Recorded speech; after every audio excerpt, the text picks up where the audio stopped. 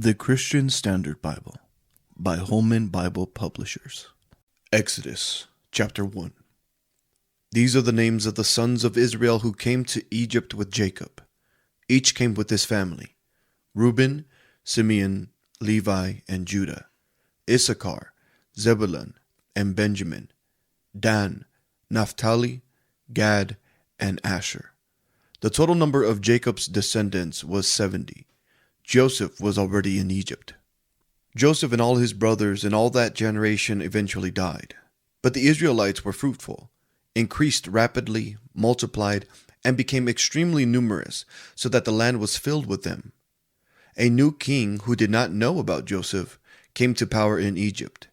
He said to his people, "Look, the Israelite people are more numerous and powerful than we are. Come, let's deal shrewdly with them.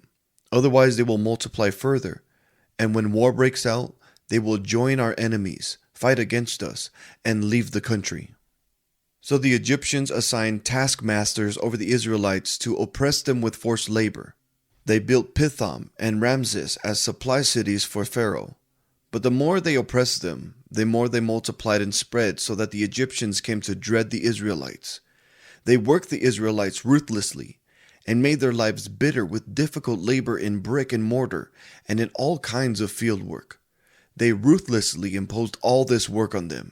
The king of Egypt said to the Hebrew midwives, the first, whose name was Siphrah, and the second, whose name was Puah, "When you help the Hebrew women give birth, observe them as they deliver. If the child is a son, kill him, but if it's a daughter, she may live." The midwives, however, feared God and did not do as the king of Egypt had told them. They let the boys live. So the king of Egypt summoned the midwives and asked them, "Why have you done this and let the boys live?" The midwives said to Pharaoh, "The Hebrew women are not like the Egyptian women, for they are vigorous and give birth before the midwife can get to them."